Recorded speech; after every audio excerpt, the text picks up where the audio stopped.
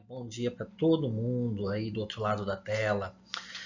Esse segundo bimestre, então, nós estamos iniciando hoje, propriamente dito, porque semana passada nós falamos sobre a semana de estudos intensivos, né, gente? Então, a partir de hoje, nós começamos o assunto de história mesmo, ok? Então, esse segundo bimestre, nós vamos começar a falar das civilizações do Ocidente. Bimestre passado, nós fizemos a introdução à história e falamos das principais civilizações do Oriente, ok?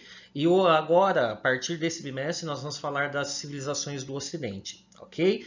E hoje, começando o segundo bimestre, nós vamos falar principalmente dessa civilização, que é a civilização grega, ok? Eu dividi essa matéria em duas aulas, para não ficar muito extenso o vídeo. Então, hoje, então, será a aula 1 dessa civilização grega, ok? Então, acompanhem comigo, por favor. Civilização grega. Então eu trouxe aí, né, para vocês darem uma olhada, um mapa de como era formada a civilização grega antigamente. Hoje, se nós falamos de Grécia, não tem nada a ver com o que era a Grécia de antigamente. A Grécia de antigamente era um império, né, gente? Olha o tamanho da extensão. Hoje a Grécia, se nós falamos de Grécia, ela está localizada ali na Península Balcânica, né? Mas ela é só aquilo. Antigamente a Grécia fazia parte de tudo isso que vocês estão vendo aí no mapa. Nós costumamos dividir a Grécia antiga em Grécia peninsular, que seria isso que está aqui em rosinha para vocês, tá? Que seria o sul da Península Balcânica, Grécia insular, que seriam todas as ilhas que compõem aqui essa península, essa parte aqui do Mar Egeu, né? E também do Mar Jônico, a Grécia continental, tá? E a Grécia Oriental, que seria aqui a borda. Vocês podem perceber que toda a civilização grega, gente, toda a civilização grega, ela está às margens, né? De mares, né? Porque o mar era importante para o deslocamento de mercadorias, para o deslocamento de pessoas, eles se utilizavam muito do mar, ok? Então essa é a primeira característica. Outra coisa que nós vamos ver que são muito distantes, por exemplo, aqui de Delfos para Pérgamo, né? Ou para Éfeso, né? Fazia parte da civilização grega, mas essa civilização grega estava distante uma da outra. Isso vai fazer com que surjam cidades diferentes uma da outra. Então, mais para frente, a hora que eu for falar, vocês vão perceber que há muita diferença entre uma cidade e outra cidade grega. Por quê? Por causa dessa distância. Mesmo aqui onde está na Grécia continental, nós podemos falar que o terreno onde essa civilização se instaurou, ela era um terreno montanhoso, que fez com que a cidade crescesse e ficasse longe uma da outra. Não era fácil acesso, eu ter um acesso a uma cidade a outra cidade, ok? Então aqui está a Grécia Antiga. Podemos dividi-la então em Grécia Peninsular, Grécia Insular, Grécia Continental e Grécia Oriental, ok, gente? Então aqui. Tem alguns historiadores que costumam dividir somente em Grécia peninsular e Grécia insular. Tá bom, gente? Então, vamos lá. Vamos falar, então, como que surgiu, como que começou a história dessa Grécia. Então, vamos lá. Próximo slide. Para se falar de Grécia, eu tenho que falar dos principais povos que deram origem a essa civilização. Professor, pergunta aí, né? Vai aí. Professor, quais eram os principais povos que formaram a Grécia Antiga? Então foram os aqueus, os jônios, os eólios e os dórios, ok? Então se eu perguntar lá na provinha, lá na frente para vocês, quais os povos que formaram a civilização grega? Vocês vão me responder aqueus, jônios, eólios e dórios. Tá bom, gente? Depois eu vou falar, na hora que eu estiver falando um pouquinho de como começou a história, que agora no próximo slide a gente vai falar da periodização da história da Grécia. Nós vamos falar então um pouquinho sobre cada povo, tá bom? Então acompanhe comigo o próximo slide.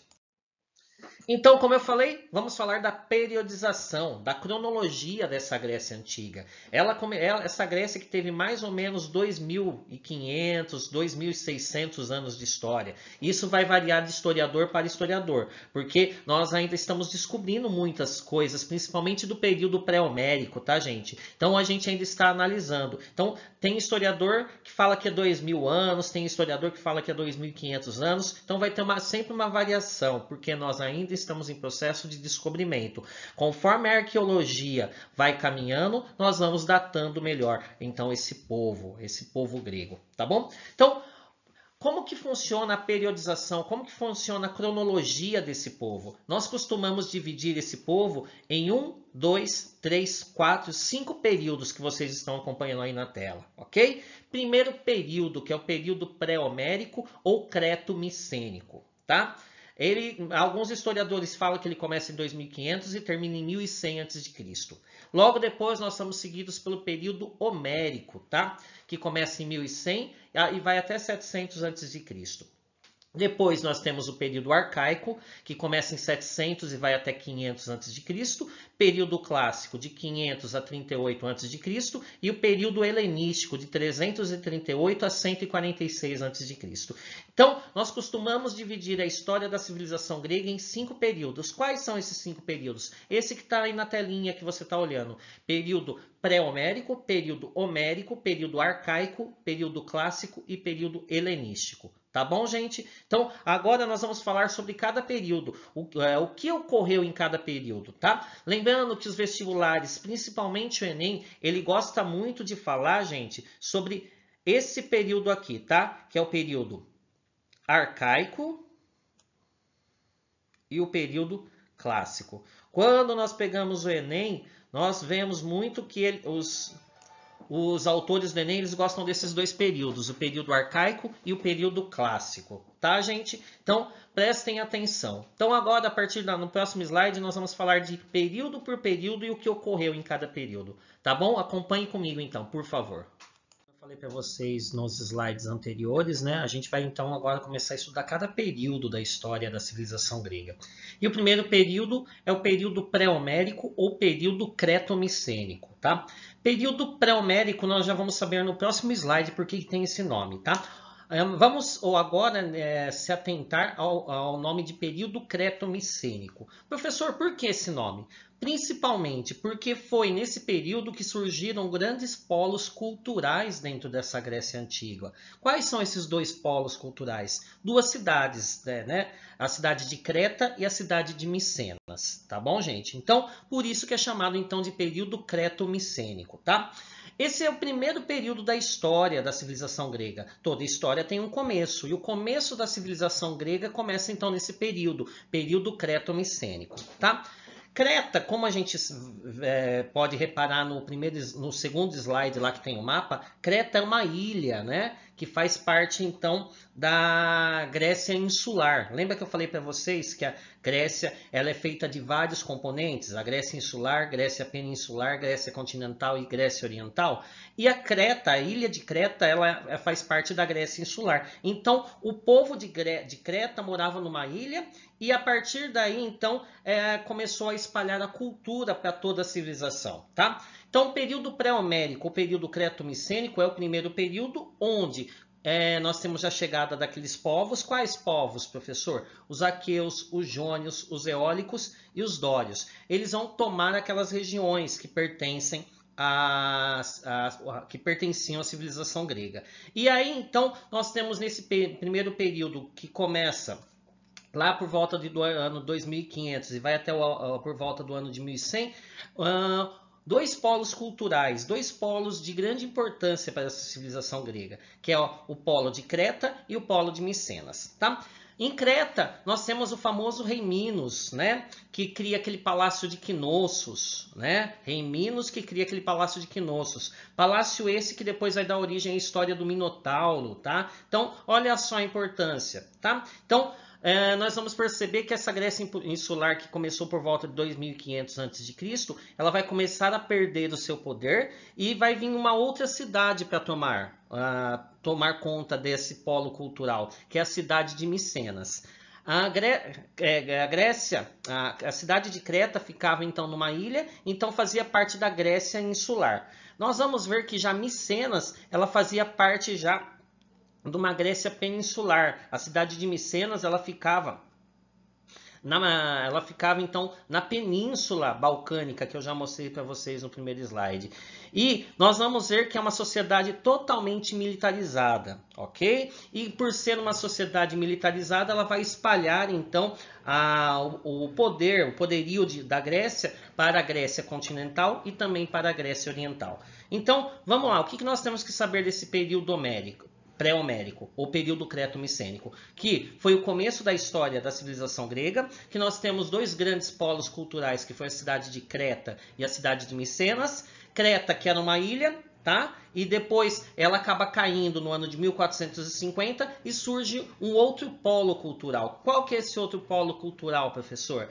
É nada mais, nada menos que a cidade de Micenas. Esse polo de Micenas, ele vai espalhar o poderio grego para toda a península e depois vai se espalhar pelo continente e vai chegar até o Oriente com poder. Então, a partir o primeiro período, esse primeiro período creto-micênico, que nós vemos então o desenvolvimento do que a gente pode falar de espaço da civilização grega, ok, gente? Então, primeiro período nós já vimos. Então, a partir de agora, nós vamos para o segundo período, que é, então, o período homérico, né, gente? Então, período homérico.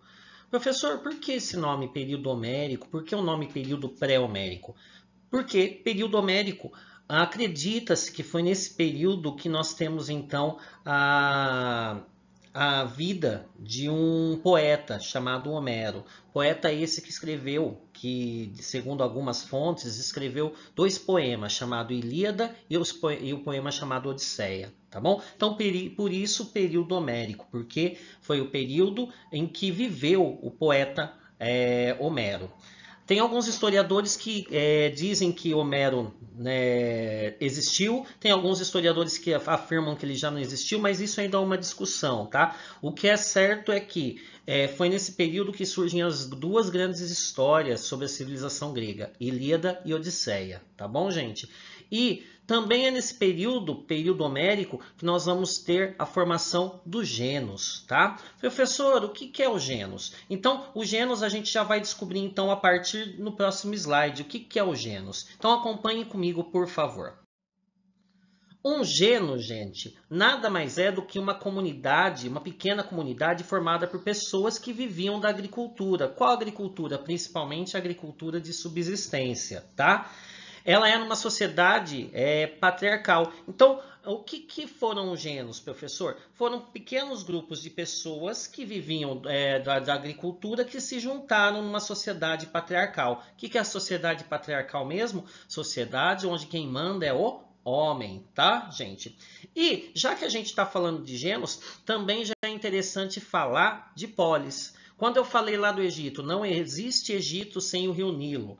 Aqui na civilização grega eu posso afirmar, não existe civilização grega sem polis, tá? Então, o que é uma polis, professor? Polis nada mais é do que uma cidade-estado grega, ok? Então, se eu perguntar lá na provinha mais para frente para vocês, o que é uma polis? É uma cidade-estado grega. Por que cidade-estado? Porque, como eu falei lá no começo dessa aula, eu falei que as cidades elas ficavam distantes uma da outra e era difícil a gente chegar, visitar uma cidade e outra. Então, quando nós temos os genos, esses genos vão se desenvolvendo, as pessoas vão se deslocando para outras cidades, para outros lugares. Esses outros lugares acabam virando polis, que são cidades-estados. Cidades que, mesmo tendo a mesma cultura, mesmo tendo os mesmos deuses, mesmo falando a mesma língua, nós vamos ter, nessa civilização grega, pessoas que agiam com uma cultura diferente. Por quê? Por causa desse distanciamento.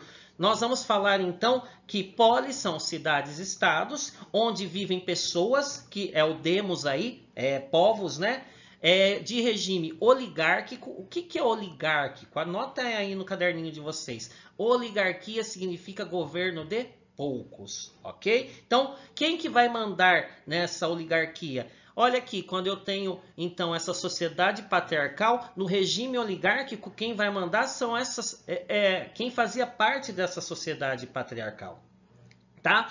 E nós vamos ver que uma polis ela vai ter o seu desenvolvimento a partir da acrópole. Professor, o que é acrópole? Acrópole é a parte alta da cidade, é onde começa a cidade. A cidade ela tem o seu nascimento, o seu desenvolvimento a partir dessa parte alta e que vai descendo, ok? Então na acrópole, por exemplo, é onde tinha os prédios públicos, onde os filósofos depois mais para frente vão ficar para discutir. Então acrópole é a parte alta da cidade e a partir dessa acrópole, desse lugar alto, né, onde temos os prédios públicos, onde nós temos as grandes obras públicas, nós vamos ver que nós temos o desenvolvimento da cidade, ok? Então, os genos. O que é um geno? Uma comunidade pequena que dá origem às polis, ok, gente? Então, é isso que eu gostaria que vocês guardassem. E esses genos, eles vão surgir quando? No período homérico. Por isso que ele é muito importante. Período homérico, nós temos então a figura de Homero que cria os dois poemas, a Ilíada e a Odisseia, e é também no período homérico que nós temos então início dos genos, que são essas pequenas comunidades, tá? Pode aparecer no livro didático, pode aparecer no concurso, pode aparecer no vestibular de vocês, comunidades gentílicas. É a mesma coisa que genos, tá bom, gente? Esses genos que depois, mais para frente, vão dar origem a quê? A polis. Então, esses genos aqui, eles estão no período pré-homérico. Professor, e onde está a polis? A polis, então, está no que a gente vai ver no próximo período, que a gente vai ver no próximo slide, que é o período arcaico, tá, gente? Então, olha que interessante. Nós temos, então, o período pré-homérico. Pré-homérico eu tenho que guardar a cidade de Creta e a cidade de Micenas, ok? Depois, no período homérico, nós temos que guardar que foi o surgimento dos genos. E aqui no período arcaico foi a formação do quê? Das poleis, ok? Das polis, das cidades-estados gregas, ok? Então, poleis, o que é poleis, gente? É o plural de polis, tá? Então, polis é uma cidade-estado e poleis são várias cidades-estado. Nós temos várias, então, cidades-estados surgindo nesse período da história grega. Várias e várias e várias. E como eu falei para vocês, cada cidade-estado tinha sua cultura, cada cidade-estado tinha sua forma de regime, de poder, cada cidade-estado tinha sua forma de governo. Olha que interessante. Então, é a mesma civilização, sim, a civilização grega, só que essa civilização grega ela é formada por várias cidades-estados. Essa civilização grega ela é formada por várias poleis, ok? E de maior destaque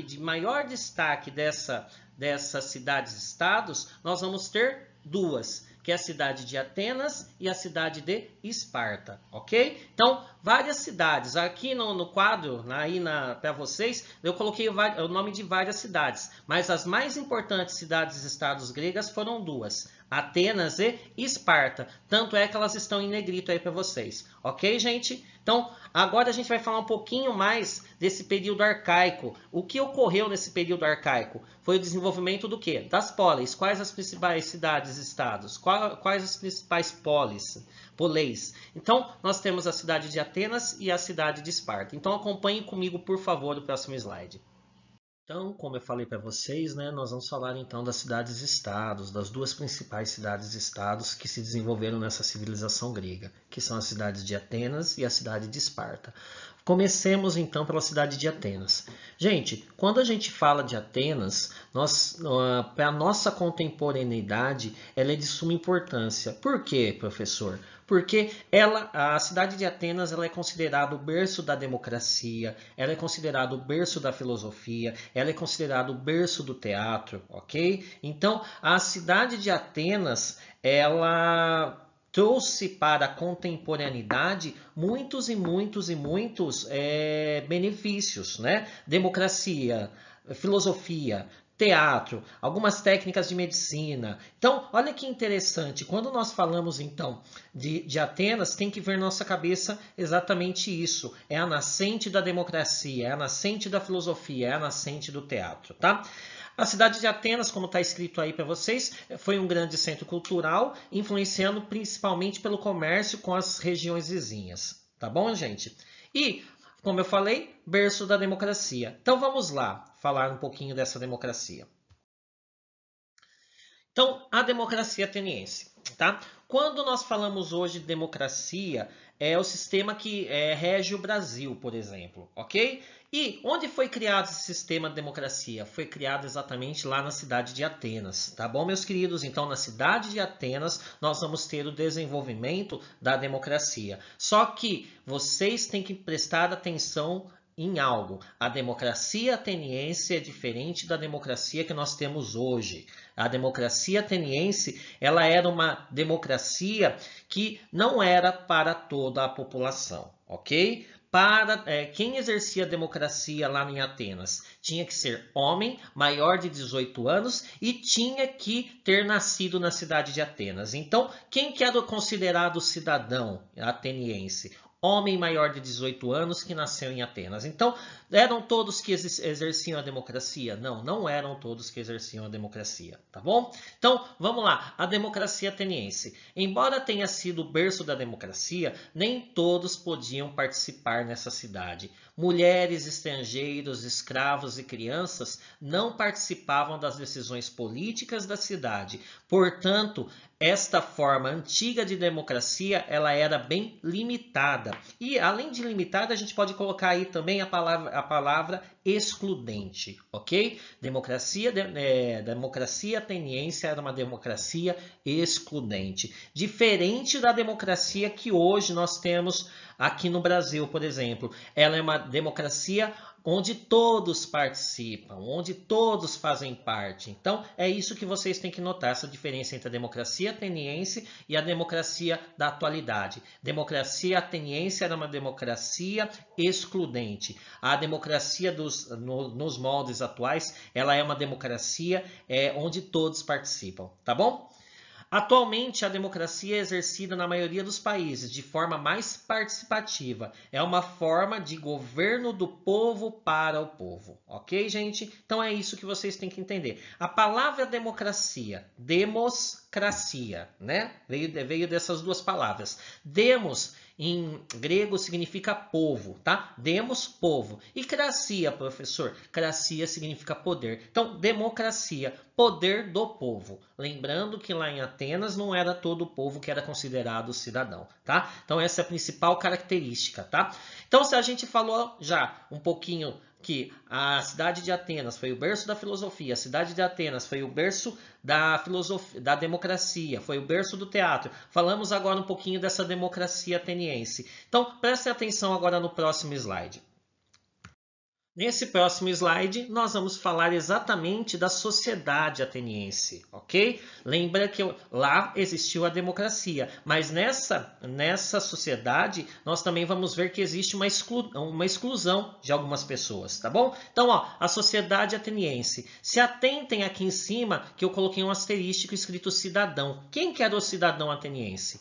Homens maiores de 18 anos, nascidos em Atenas. Então, se tivesse um viajante, ele era considerado, professor, um cidadão? Não. Cidadão eram homens maiores de 18 anos, nascidos em Atenas. Ah, uma mulher nasceu em Atenas, ela é considerada cidadão? Não, não é. Ok? Então, essa é a principal característica. Professor, como que estava dividida essa sociedade? Então, essa sociedade estava dividida em 1, 2, 3, 4 pilares, em 4 classes sociais. Primeira classe sociais são os cidadãos, tá? Que são os eupátridas, que significa o quê? Bem-nascidos, se constituem grandes proprietários de terra e eram considerados cidadãos. Então, os eupátridas eram considerados os cidadãos. São os bem-nascidos, são o pessoal que tinha grandes propriedades de terra, tá, gente? Logo embaixo dos eupátridas, nós temos os demiurgos, ok? Os demiurgos eram comerciantes que enriqueceram e também possuíam o status de cidadão. Eles não eram os bem-nascidos, mas eles enriqueceram sendo comerciantes e a partir do seu enriquecimento eles foram considerados cidadãos. Então, demiurgos. Logo embaixo dos demiurgos nós temos os metecos. os metecos, que eram estrangeiros que se dedicavam ao comércio, mas eles não tinham direitos políticos, ok? Então, a partir daí, dos metecos para baixo, já não são mais considerados cidadãos, tá bom? E por último, nós temos os escravos, tá? Só que olha que interessante, os escravos aqui, né, nesse começo da história ateniense, eram os escravos que por dívida, tá, gente? Tá? E depois, posteriormente, depois com o passar dos anos, os escravos começaram a ser obtidos nas guerras. E, logicamente, por serem escravos, eles também não tinham poder político. Então, você vai fazer essa piramidinha aí bem bonitinha no seu caderno, tá, gente? E vai colocar a sociedade ateniense. Coloquem um asterístico aí. Cidadãos, homens maiores de 18 anos nascidos em Atenas, ok? E depois você vai fazer o quê? Essa pirâmide social e falar eupátridas e demiurgos e fazer uma flechinha e escrever que os eupátridas e os demiurgos são considerados cidadãos. Já os metecos e os escravos não são considerados cidadãos, ok? Dentro dos eupátridas e dentro dos demiurgos, lembrando, mulher era considerada cidadã? Não, era somente homem, tá? Somente os homens tinham direito a ser considerados cidadãos e assim, então, tinham o poder político. Tá bom, gente? Obrigado, tá? A próxima aula a gente vai falar da outra cidade que é de suma importância para a nossa história, que é a cidade de Esparta. Tá bom? Eu quero que vocês se atentem ao que nesse primeiro momento? Sociedade ateniense, ela era muito voltada para a cultura. Já a sociedade espartana, gente, ela não era voltada tanto para a cultura. Então, lembra que eu falei para vocês? As poleis, elas tinham diferenças? Olha uma diferença. A sociedade ateniense era voltada para o intelectual. A sociedade espartana não era voltada. Mas isso vai ser uma conversa que a gente vai deixar para a próxima aula. Tá bom, queridos? Abraço, beijo. E depois, um próximo slide só vai conter a bibliografia, da onde eu tirei todas essas informações para vocês. Tá bom? Abraço, beijo, até mais. Tchau, tchau.